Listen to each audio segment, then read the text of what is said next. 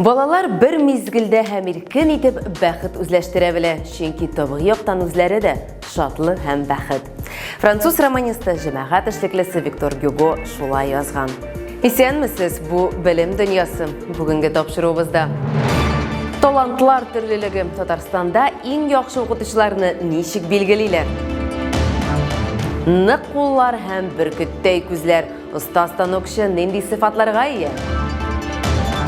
Хоккей һәр кемгә дә, хәйрия спорт матчы нәрсә белән шаккаттырды?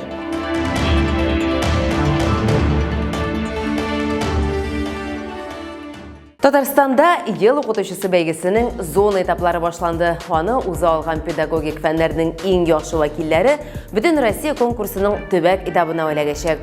Сүз уңаенда безнең республикада гына яшәү һәм эшләү зоналары буенча талантлы укытучыларны ачыклау этабы бар. Шулай итеп, 9 урында оештырылган Биектау, Бөгелмә, Спас, Балык бистәсе, Югары Ыслан, Тукай, Актаныш, Тәтеш районнары һәм Казан шәһәре. Республика дәрәҗәсендәге этапка ел укытучы номинациясендә 40 педагог һәм педагогик дебют номинациясендә 25 педагог уза алачак. Финал 25 мартта Казанда үтәчәк. Биектау районында зона этабы ничек башланып китте? Катнашкан укытучылар белән Эльвира Җәмәлетдинова аралашып кайтты. Халык белем бәхет ачкычы, дәрәҗәнең баскычы дигән, инде белемне кешеләргә укытучы бирә. Тәрбияче хезмәте сабырлык, тупкырлык, балаларга карата олы мәхәббәт таләп итә. Инде буларын барысында бүген укытучылар ел укытучы зональ этабында күрсәтте. Рус әдәбияты буенча ачык дәрес. Миләүшә Габдрахманова укучыларга хыяллар турында сөйли. Шулай итеп, ул балаларны Александр Гринның Алый парусы әсәрен тикшерүгә җәлеп итте. Мондый масштаблы бәйгедә Миләүшә беренче тапкыр катнаша. Икенче мәктәп, таныш булмаган укучылар. Булар барысы да укытучыда курку тудырмады. Чөнки аның өчен яшь укытучы буларак үзеңне тикшерү, тәҗрибә туплау һәм дәресләрне алып баруның яңа методикларның белү мөһим. Укытучы һәр вакытта ниндидер үсешкә барырга тиеш. Шуңа күрә мондый конкурслар ул әлбәттә кирәк дип саныйм укытучыга. Үзен сынар өчен дигән шулай ук һәм инде педагогик үзенең копилкасын тутырып барыр өчен дә дип уйлыйм инде. Балташ районынан Айгөл Такиева да беренче тапкыр конкурста катнаша. Ул балаларны гадәти булмаган материал бирү белән мавыктыра алды. Укучыларга даими рәвештә сораулар бирде, аларны тактага чакырды, темага чумды һәм дәресләрен бик кызык алып барды. Айгөл фикеренчә, жюри аның чыгышыннан яхшы тәэсир калачак, чөнки аның фәне әйләнә-тирә дөнья буенча белем гадәти тормышта да кулланыла. Әлеге минем дәресемдә бик күп тормыш элементлары, алар инде һәрбер төр биремнәр алар тормыштан алынган, менә шул ягы белән шар дип уйлыйм. Балалар бик төрле һәм укытучыларның иң мөһим бурычларының берсе шул укучылар белән уртак тел таба белү. Шуңа күрә һәр тәҗрибәче үзен ел укытучысы бәйгесендә сынап карарга тиеш.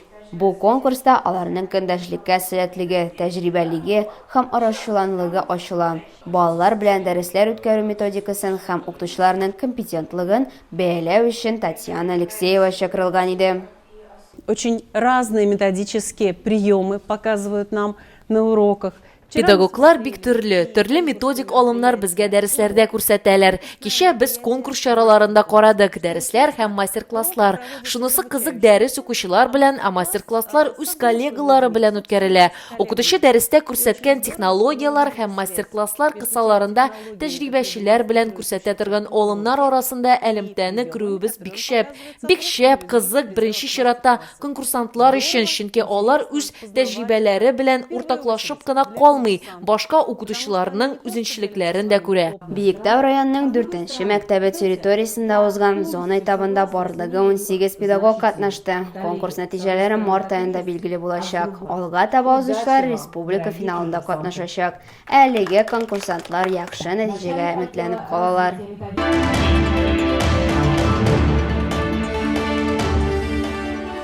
Студентлар арасында да кискен көрәш, машина төзелеше һәм металл эшкәртү тармагы предприятиеләренең булачак хезмәткәрләре арасында сынаулар узды. Казан политехника колледжы базасында узган республика конкурсында иң яхшы станокчыны сайладылар. Конкурсантлар күп түгел, 8 һөнәри, уку йортыннан 11 катнашучы. Әмма аларга карата таләпләр бик җитди. Станокчы эше башка эше һөнәрләрне берләштерә. Фрезерчы, токарчы, мартучы да булырга кирәк. Өстәмә итеп, станокчы һөнәре физик һәм шәхси сыйфатлар таләп итә. Төгәл күз өлчәме, җаваплылык, пөхтәлек, оешканлык булсынмы? Баш эшләүдә атамыйча булмый. Бәйгедә җиңгән дисең икән, сызымнарны, математика, физиканы, химия һәм материал белеме нигезләрен белергә тиеш. Бу күнекмәләргә конкурста катнашучылар ияме. Эльвина Менәветдинова репортажыннан белербез. Яшь егетләр станок эшендә үзләренең белемнәрен һәм күнекмәләрен күрсәтәләр. Биредә бөтен республикадан иң яхшыларның иң яхшылары җыелды. Яшь осталар үз шәһәрләрендә бәйге этапларын уздылар һәм хәзер һөнәри буенча иң яхшы исеме өчен ярышалар. Һөнәри осталык бәйгесе ел саен Казан политехника көллиятендә Татарстан Республикасы Мәгариф һәм фән министрлыгы эгидасы астында үткәрелә. В результате этого конкурса Әлеге бәйге нәтиҗәсендә егетләр үзләрен профессионаллар сыйфатында таныта алалар. Эш бирүче оешмалар вәкилләре аларга үзләренең булачак кадрларның ничек булуын карый алалар. Һәм бу безгә оешмалар һәм эш бирүчеләр белән тыгыз элемтәдә Республика Татарстан икътисады өчен эшче кадрлар әзерләү зур мөмкинлек бирә. Үзеңне потенциаль эшкә алучылар алдында күрсәтү менән инде мөмкинлек бәйгедә катнашучак. Катнашучылар студентлар буларак инде хәзер үк үзләренең көндәшлеккә сәләтлеген арттыра алалар. Үзләрен профессиональ сыйфатында күрсәтергә. Бәйге Казан компрессор Маш акционерлык җәмгыяте белән бергәләп үткәрелә. Жюри сыйфатында компрессор машина төзелеше заводы вәкилләре чакырылган. Оцениваем. Детальләр ясау процессын бәялибез һәм тикшерүдә тотабыз. Алга таба да әлеге деталь контрольдә. Аннары инде баллар буенча үз вердикт чыгарабыз. Бәйге ике өлештән тора: теоретик һәм практик. Беренче өлешендә катнашучылар детальгә операция картасын тутырдылар, ә инде икенче практик өлешендә аны әзерләделәр. Әзерләү вакыты 2,5 сагать. Куркынычсызлык техникасын, тизлекне һәм сыйфатын исәпкә алалар. Алып була торган максималь балл саны 100. Валерий Раков Казан көллиятендә җитештерүгә өйрәтү устазы. Ул металл эшкәртү осталарын әзерли. Бу фрезерчы, токар, шлифлау һәм ЧПУ станоклары буенча белгечләре. Һөнәри осталык бәйгедә 2 тәрбияләнүчесе катнашты. Теләгән оешмада кайда гына була, менә станоклар тора. Кече оешмада, зур оешмада, глобаль бөтен җирдә бу һөнәр таләп ителә һәм хәзер кирәк. Казан политехника көллияте 5 әрәләндерелгән белгечлек төркеме буенча әзерлек алып бара. Биредә 800-дән артык студент белем ала. Аларның 70% машина төзелеше һәм материаллар технологияләре юнәлешләрендәге һөнәрләр һәм белгечлекләр буенча.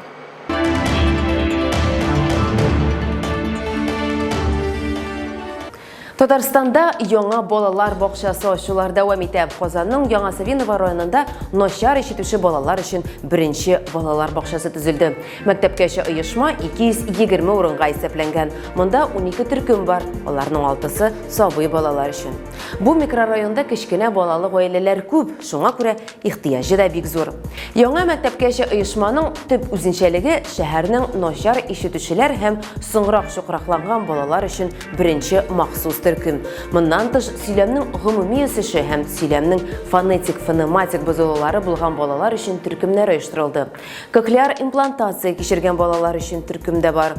Аларга үсәргә ярдәм итә торган махсус мөхит, педагог-дефектолог һәм логопед белән дәресләр кирәк, чөнки аларда еш кына сөйләм белән бәйле проблемалар булырга мөмкин.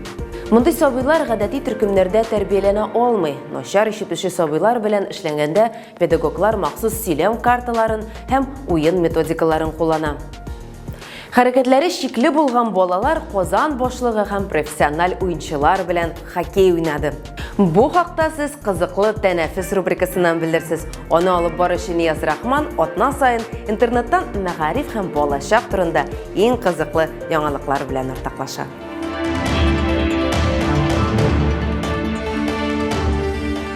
Исәнмесез, бу атна эчендә төп сорау: Олимпия уеннарын карыйсызмы? Ничек безнекеләр күпме медаль яуладык булгандыр мөгаен? Интернет социаль челтәрләр кайсын гына ачма 4 елга бер тапкыр уза торган төп бәйге хакында сөйләшәләр. Бу чыгарылышта да без Олимпия уеннарына тукталып алырбыз, кәҗә бәтиләрен коткаручылар һәм Акбарыс нинди уен белән шаккаттыруын күрсәтербез. Камиля Валиева исемен хәзер бөтен дөнья белә. Аның чыгышын хәтта 90 яшьлек әбиләр дә дуга кылып көтеп ала. Бер сүз белән әйткәндә, безнең Камиля турында барган вазгыять илдә Россия, Татарстан халкын бергә берләштерде. Мәскәү урамнарында элмә такталар, интернетта язмалар, төрле флешмоблар, Инстаграмда меңләгән постлар барлыкка килде. Хәтта Татарстан президенты Рөстәм Миңнеханов та Камиләгә уңышлар теләде. Бу Олимпиада 15 яшьлек татар кызы өчен ничек кенә тамамланмасын, ул инде ил күләм, дөнья күләм танылуга ия. Безнең өчен дә ул инде чемпионнарның чемпионы.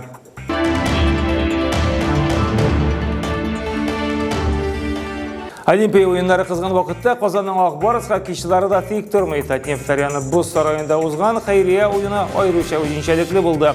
Биредә Акбарыс уенчылары хәрәкәтләре шикле булган, балалар белән бергә гадәти булмаган матч үткәрде. Яшь хоккейчыларга шулай ук Төнге хоккей лигасы вәкилләре дә ярдәм итә. Метеор һәм Вимпел командаларына бүленеп 8-14 яшьлек малайлар мәңгегә хәтерләрендә калырлык уенда катнашты. Александр Бурмистров, Даниил Журавлев, Дмитрий Юдин һәм Казан мэры Эльсур Метшин белән әле кайчан хоккей уйнау мөмкинлеге туар иде бит.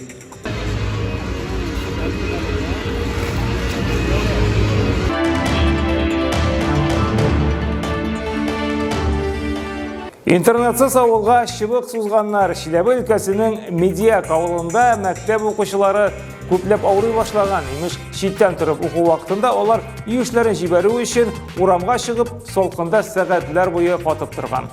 Нәтиҗәдә бу хәбәр ил буйлап таралды һәм шактый шау-шу барды. Бу яңалык төбәк җитәкчелегенә кадәр барып җиткән. Нибары 3 көн эчендә интернет сузып 27 метрлы багана утыртып та куйганнар. Түбәнигә төшсәң, хәзер интернет анда да тота диләр авылда. Сколько вот не приезжало связистов, все считают свои денежки. Писали письма и губернатору, и главе района. Сколько денег надо? Сама вышка стоит где-то порядка 700 тысяч. Ну и оборудование где-то 400. 1 100 000, 1 200 000. В принципе, деньги небольшие, но никто их просто так не вкладывает.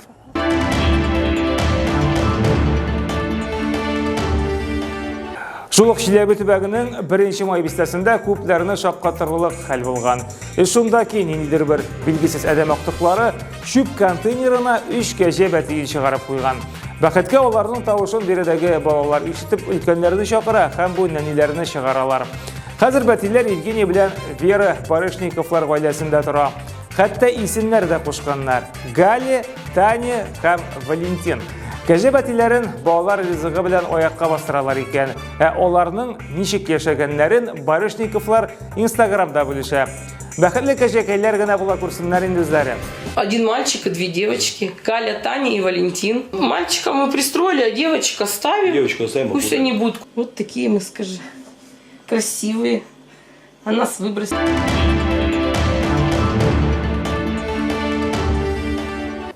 Алар 30 елдан соң кабаттан экраннарга кайта. Disney компаниясе Чип и Дейл фильмының трейлерын күрсәтте. Иң кызыгы шунда, сценарий буенча 2 дусның юллары аерыла. Чип иминет компаниясе агенты, а Дейл төрле фестивальләрдә үзенең зур эшләре хакында сөйләп йөрүче нәфис сүз остасына әверелә. Ләкин көннәрдән бер көнне дусларның берсе бәләгәләгә һәм кабаттан Чип белән Дейл ярдәмгә ашыга. Шунысына игътибар итәргә кирәк, фильмда хәтта Дональд Дак та пәйда була. Кызыктырдыммы? Әйдәгез, сезгә дә күрсәтәбез.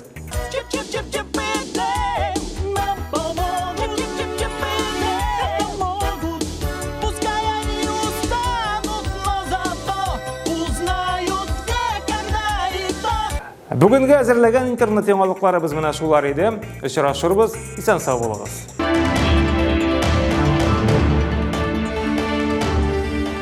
Социаль челтәрләрдәге аккаунтларыбызга кушылыгыз. Шулай ук соңгы яңалыкларны һәм дә безнең сюжетларны сез Татарстан Мәгариф һәм фән министрлыгының интернет битләреннән белә аласыз.